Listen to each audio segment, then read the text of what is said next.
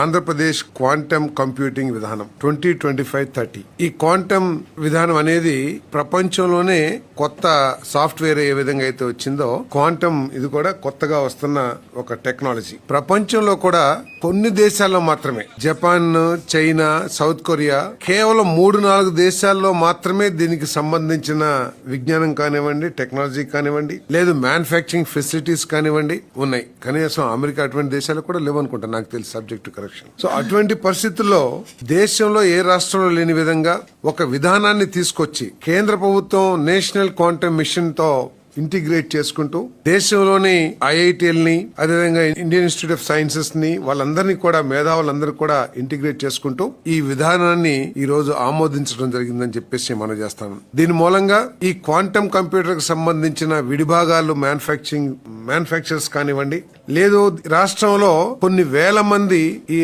Algorithms లో నైపుణ్యం కలిగిన నిపుణులు కానివ్వండి, వీళ్ళందరికీ కూడా రాబోయే రోజుల్లో మంచి భవిష్యత్తు ఉంటుంది. ఈ రాష్ట్రం క్వాంటమ్ కంప్యూటింగ్ కి కేంద్రంగా కాబోతుందని చెప్పేసి, ఆంధ్రప్రదేశ్ కాబోతుందని చెప్పేసి కూడా మనం చేస్తాం. ఏ విధంగా అయితే సాఫ్ట్వేర్, ఐటీ ఒక విప్లవం తీసుకొచ్చినాయో, అదే విధంగా ఈ క్వాంటమ్ కంప్యూటింగ్ కూడా భవిష్యత్తులో ఒక విప్లవం తీసుకురాబోతుంది. ఆ విప్లవానికి మన ఆంధ్రప్రదేశ్ నాంది కాబోతుందని, కేంద్రం కాబోతుందని చెప్పేసి కూడా నేను మనవి చేస్తాను. దీనివల్ల క్వాంటమ్ కంప్యూటింగ్ సెంటర్ ని ఏర్పాటు చేయటం, ఏపీ క్వాంటమ్ టెక్నాలజీ ప్రపంచ కేంద్రంగా నిలబెట్టడం లక్ష్యం.